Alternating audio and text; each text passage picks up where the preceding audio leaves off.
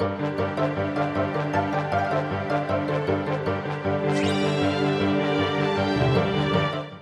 what's going on guys, it's Cynical and welcome back to another episode of Sea Salt Snippets. Today for you guys, we've got some spicy topics to talk about, so let's just dive straight into it. So first up for today, in case you guys don't know, Game Informer last month did an interview with Tetsuya Nomura, and of course they asked all sorts of questions in regards to Kingdom Hearts 3.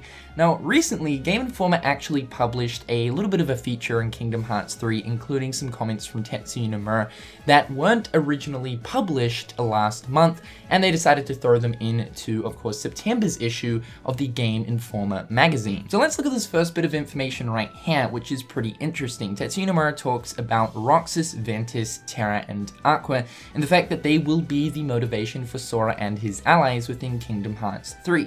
Let's read over this. The motivation for Sora and his allies' journey in Kingdom Hearts 3 is to help those people who met a tragic ending such as Terra, Ventus, Aqua, and Roxas, and to rescue them from that tragedy. How they relate to the narrative, and if we were to reveal any sort of information about that, it would probably spoil everything. Now, of course, it's to be expected in Kingdom Hearts 3 that we're going to be getting some story progression towards the characters of Terra, Ventus, Aqua, and of course, Roxas. When especially looking towards the Wayfinder trio, Terra, Aqua, and Ventus, we of course know that they will in some sort of shape or form be involved in the story of Kingdom Hearts 3. As of course we know that at the end of 0.2 Birth by Sleep, Yen Sid made it clear to both Riku and Mickey that their journey is to, of course, retrieve and find Aqua lost in the realm of darkness. Now, exactly how things are going to pan out for both Ventus and Terra, that's still pretty unclear. I would say Sora mainly because of the fact that within his heart he holds a piece of Ventus's. He'll most likely be the one that ends up rescuing and saving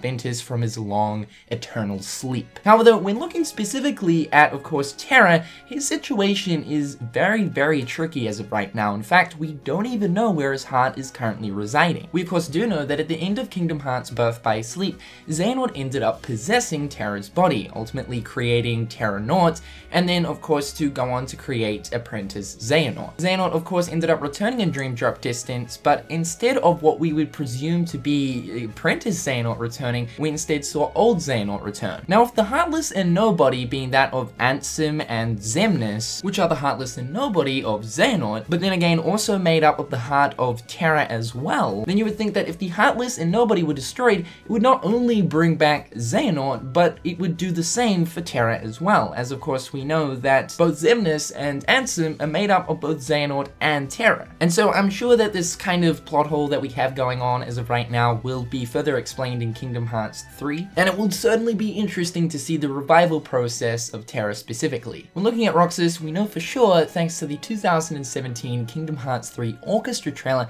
that Roxas will indeed play a pretty important role in Kingdom Hearts 3. Even though we kind of presume that throughout Kingdom Hearts thus far, Roxas' story has kind of come to a bit of a closure, it would seem like that's just simply not the case. Within the conversation that we see between Xemnas and Sora within the orchestra trailer, we see Xemnas obviously saying, Sora, are you going to tap into the darkness to revive Roxas, essentially? We know that the powers of darkness within Kingdom Hearts are extremely powerful, and their limits are pretty much limitless, meaning that something like the power of darkness might actually come in extremely handy for Sora's goal of obviously reviving Roxas and bringing him back. But we can clearly see that the Seekers of Darkness specifically are trying to egg Sora on to tap into the powers of darkness, maybe because they know that perhaps with Sora actually tapping into the powers of darkness, it might end up actually consuming him. So once again, the revival process of Roxas as well will be particularly interesting. But it's crazy how Nomura says that if he actually mentions really anything to do with these characters and the whole,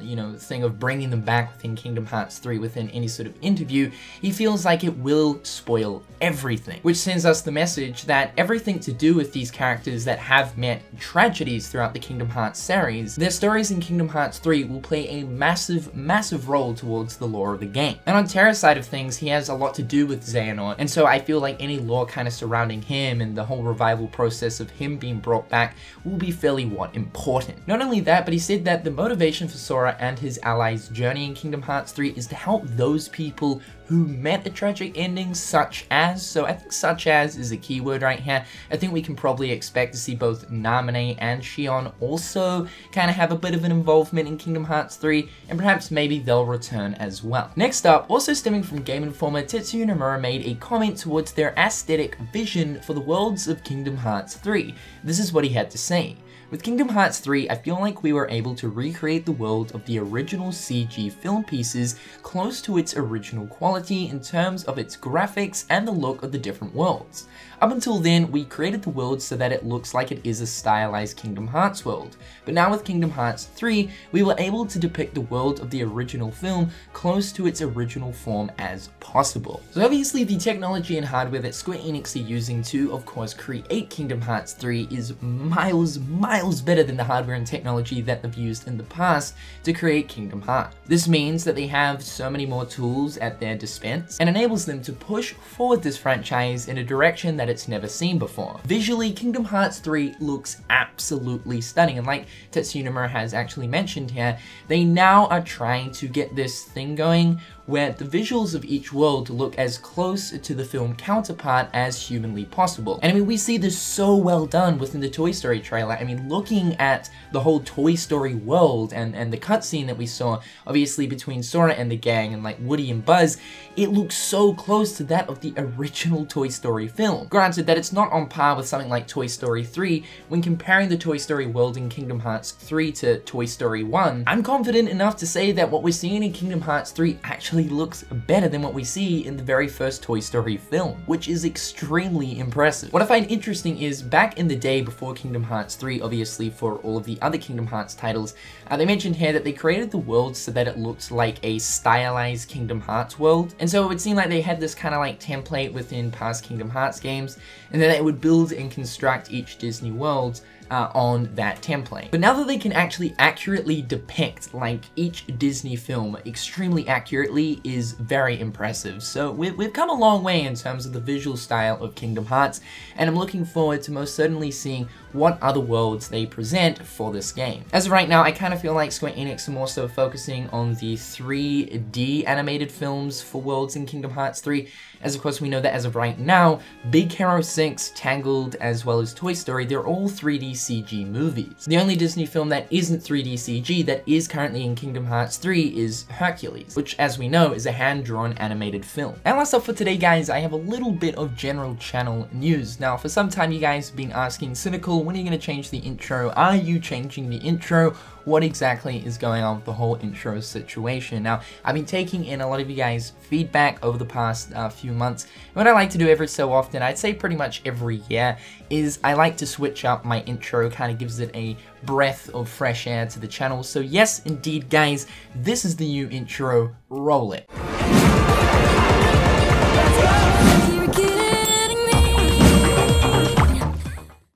So that is it right there guys, hopefully you guys like it. I was going for a more so simplistic kind of design, and you guys will be happy to know that the intro has been cut from, I think, about 10 seconds to now 7 seconds, so yay. But this is actually made by a guy called Kevin Latino over on Twitter, so I'm going to leave his Twitter handle on screen as of right now. I think as of right now he's actually closed for commissions, but in the future, if you guys are looking for some intro work, he does a really great job. He's done a lot of work for, I believe, like a lot of Pokemon YouTubers and whatnot, so if you guys are looking for work in the future, I would highly suggest hitting him up. And on top of that, big shout out to my man Akeo. He drew me this art piece quite some time ago, and for a long time I've been wanting to actually use this in something particular, so decided to use it as part of the intro. But anyway guys, that is all the news and information for today as part of Sea Salt Snippets. Hopefully you guys are having an absolutely fantastic day, and until next time guys, I'll catch you later. Peace.